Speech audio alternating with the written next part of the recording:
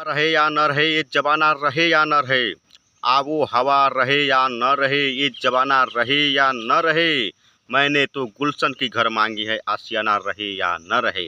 नमस्कार दोस्तों, मैं आज बात करने जा रहा हूँ बेहद ही संवेदनशील मुद्दे पर, जो देश की इतिहास में काला अध्याय कहें या लोकतंत्र के सबसे काला दिन के तौर पे इसको दर्ज होना चाहिए।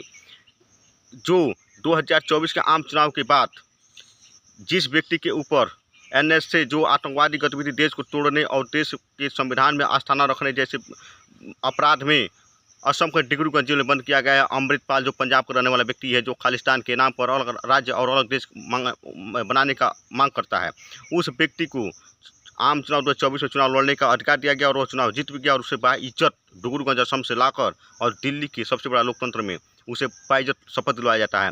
दूसरी तरफ जम्मू कश्मीर के रहने वाला इंजीनियर रशीद, जो आतंकवादी गतिविधियों में संलिप्त पाया गया है, 2019 से ही उसे चुनाव जेल में बंद किया गया है और उस व्यक्ति को भी चुनाव लड़ने और जीतने का अधिकार दिया गया।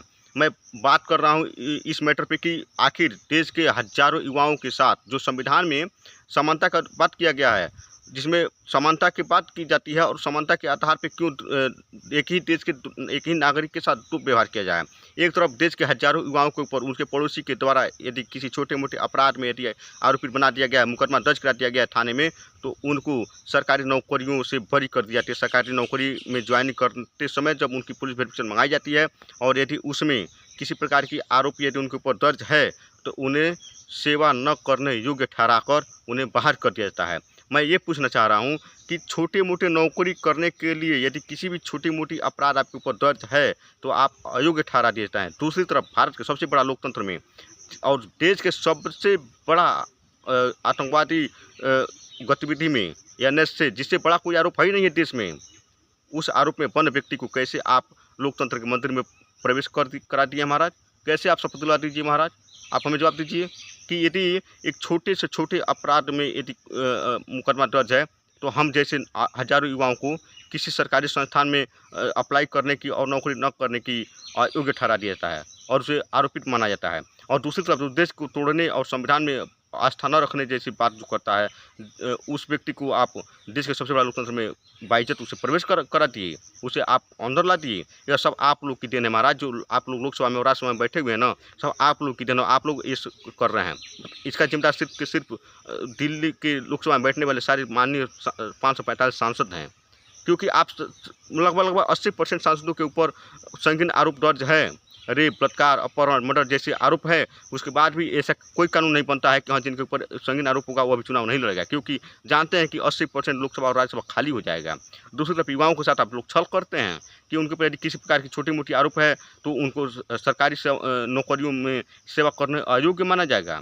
यदि आप लोग सच में यदि देश के संविधान में विश्वास रखते हैं और समानता का बात करते हैं तो इसी सत्र में आप लोग, लोकसभा चल रहा है ना, प्रस्ताव लाइए और एक नया बिल लाइए और एक नया कानून बनाइए। जिस प्रकार आईपीसी सीआरपीसी में बदलाव हुआ है ना, भारतीय दंड संहिता से भारतीय न्याय संहिता हो गया ना, जिस प्रकार 2-4 धाराओं का परिवर्तन हुआ है ना, ये भी परिवर्तन लाइए कि या तो युवाओं के ऊपर यदि दर्ज है मामला तो उनको भी नौकरियों में वेरिफिकेशन में जो रिपोर्ट लगा दी है नौकरी से बाहर कर दी जाती है, वैसा नहीं होना चाहिए। उनको भी नौकरी करने का अधिकार है।